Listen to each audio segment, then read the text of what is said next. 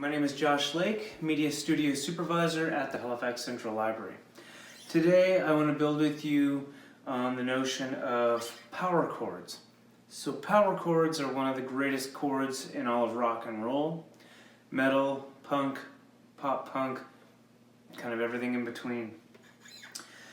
A power chord consists of two fingers and two notes. You're going to want to use the two bottom strings of a guitar, which are these two strings. It goes backwards, 1, 2, 3, 4, 5, and 6. We want to use the 5th and 6th strings. You use your index finger and your ring finger.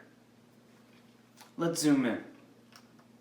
To make a power chord, you use your index finger and your ring finger, and you place it on, like I said before, the 5th and the 6th string. The distance between the frets go from further apart to closer together. So for this lesson, we're going to go up to the 12th fret. I'm going to place our index finger on the top string, on the 6th string. Then we'll take our ring finger and place it on the 14th fret, on the 5th string, on your A string.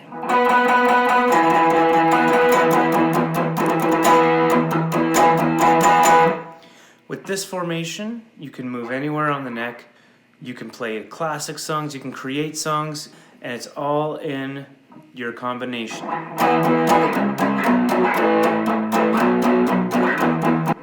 So what I was doing was just moving the same formation around the neck. As you get down lower on the neck, your fingers will spread further apart, may make it more difficult to play. As you practice this and move it around, it'll become easier and easier for you. You can also move the formation around the neck onto different strings. So you can move it down to the A string or down to the 5th string as your root. And simply move your ring finger down a string to create the bar chord, but down one. And you can also move that around the neck.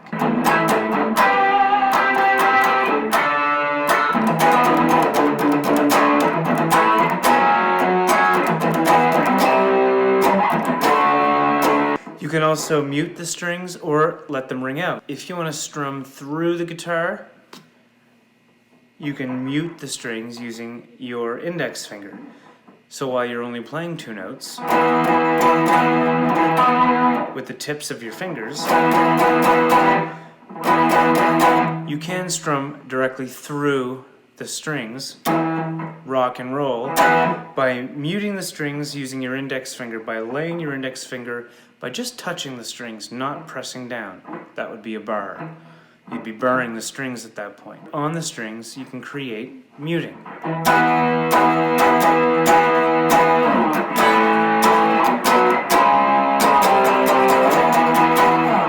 You can also pull off.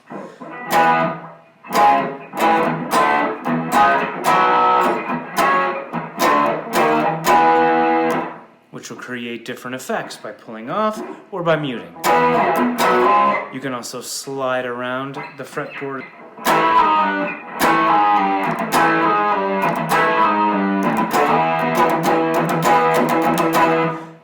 You can use a strumming pattern like a chug and play any classic rock song. As you practice,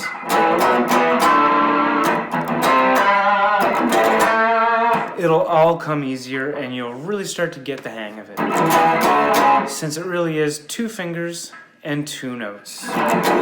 Thanks for watching Library of Rock Power Chord Edition. My name is Josh Lake. See you next time.